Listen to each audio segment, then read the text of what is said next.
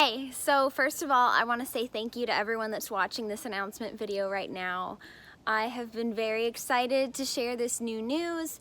Some of you may think it's not new news, but trust me, it is. So I had a YouTube channel and I kind of hated it, right? So I am restarting that YouTube channel and I'm really excited to be sharing that with you guys because I had started it at the end of 2019 and then I took a break. Christmas break kind of took over, you know. I had no class and I just wanted to do whatever I wanted to do. And then I started making videos again in the new year and I was like, yay, everybody watch my new videos. And then Corona hit. And that was hard.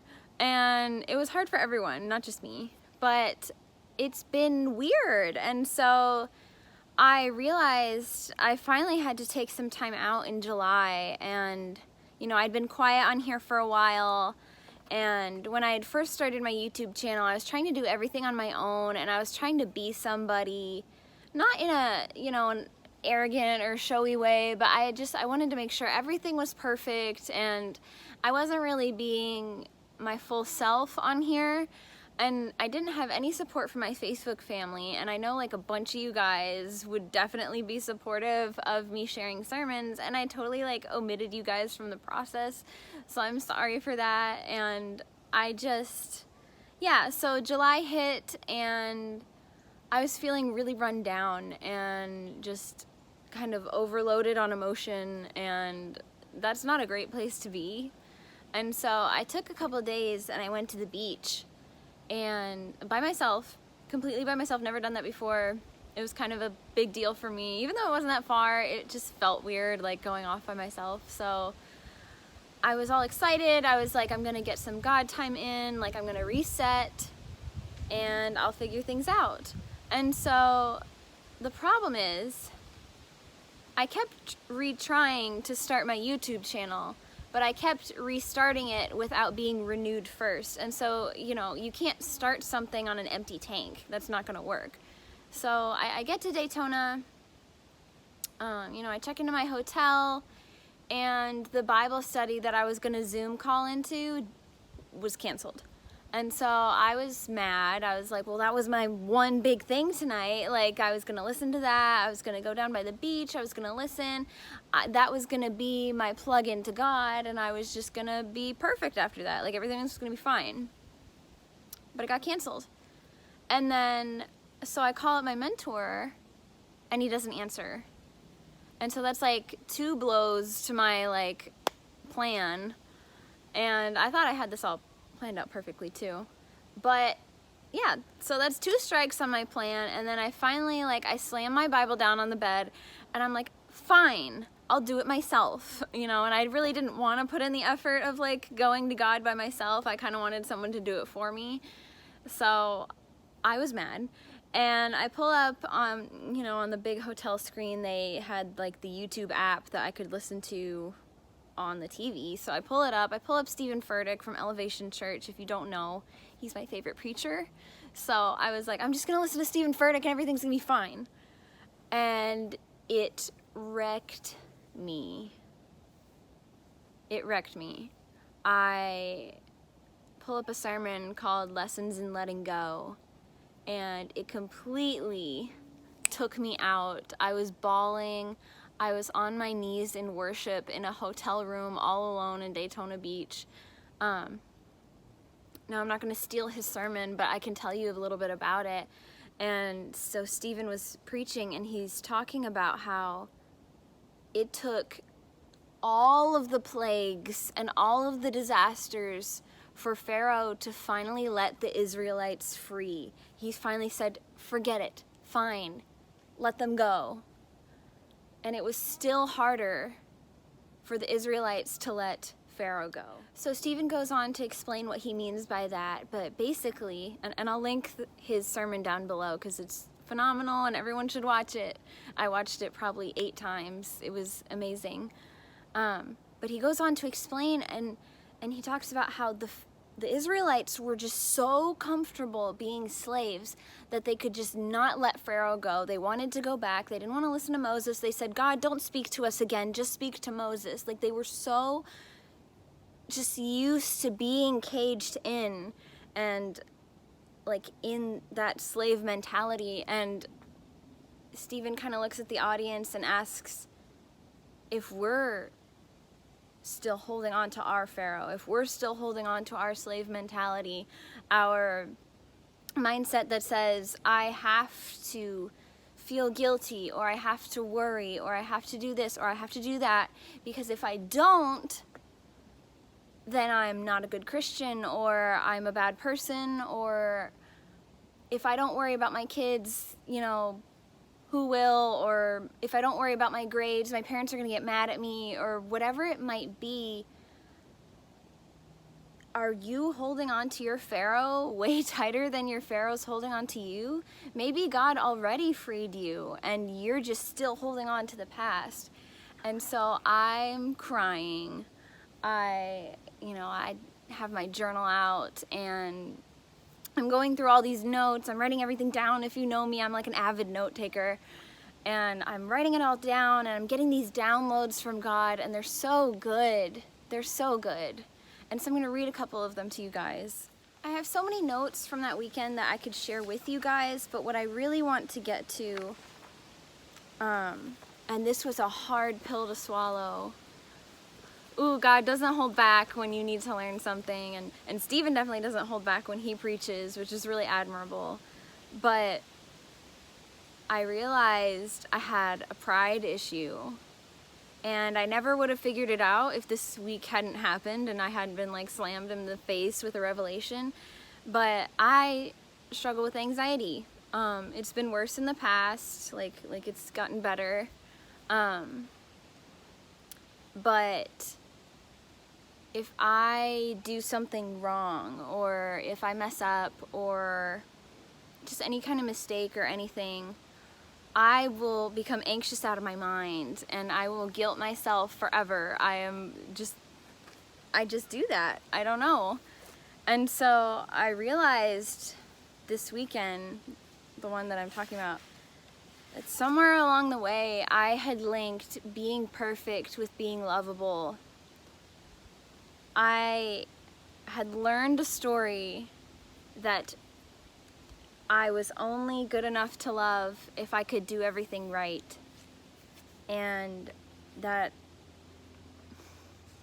it makes me emotional to even still think about it, because I spent so many years of my life trying to be a certain way so that I could receive love. When in reality I had the King, like the embodiment of love, holding me the entire time. And it still just makes me emotional to think, because as humans we think, oh my gosh, I wasted so much time. God doesn't see it as wasted time. And I have to keep reminding myself of that. He sees it as preparation for the future and for something that I can pass on to you guys. And that's what I want this channel to be about. I want to be honest, and I always prided myself on honesty. I was like, I am so honest. I will go up and tell anyone anything, and I'll preach it, I'll tell it to their face. I'm so honest. But what I wasn't being honest with is myself, about my own problems. And so I would hide them, and they festered. So instead of when something bad would happen and I could bring it into the light, I could bring it to God, and I could bring it to family and friends that cared about me, I hid it, because no one could know that I did something wrong, or no one could know that I had bad judgment in a situation, or that I didn't do the perfect thing, because if they knew that, then they wouldn't love me. And so I hid, and I hid in my fake perfection, and I prided myself on it. I said, oh, look at me, I am this and I'm that. I dress the right way that a Christian girl is supposed to dress. I don't do drugs and alcohol and partying. I don't do any of that. I don't go and have, sex with other guys and whatever. I don't do any of that. So I'm perfect, and you're going to see my perfection, and that's going to turn you to God, right? Wrong. Perfection does not turn people to God, and His perfection can, but my false perfection will not under any circumstances. I remember I've been an adult leader at a church for almost 5 years. I grew up in the youth group, so I'd been there for like 10, but I'd been an adult leader for 5. And I would have students come up to me and say, "Kristen, you're so perfect, how do you do it?" And I was dishonest with them. I didn't tell them about my problems. I said, "Oh no, I'm not perfect," which, you know, that's good. At least I said that. But I was not honest with them. And that's what could have made all the difference. Because when we are honest with our students and we're honest with ourselves and our congregation and whoever's listening as Christians, if we're the Christian and someone's listening, looking up to us, it is our job to be honest and say, "Hey, I wasn't perfect." And so I'm not saying you have to, you know, divulge your deepest, darkest secrets to anybody. You could, I don't know, do what God tells you to do. But what I'm saying is that if we go up and we pretend to be something that we're not making real disciples of Christ. Maybe we could make a convert, right? They could kind of grasp what we're saying enough to understand. But a real disciple of Christ is someone that knows that life here on earth is hard and there will be times when you stumble, but that is when God is there to bring you back up. And He brought me up in Daytona. He made me understand some things that I'd been doing that I never would have even fathomed. I don't think of myself as a prideful person.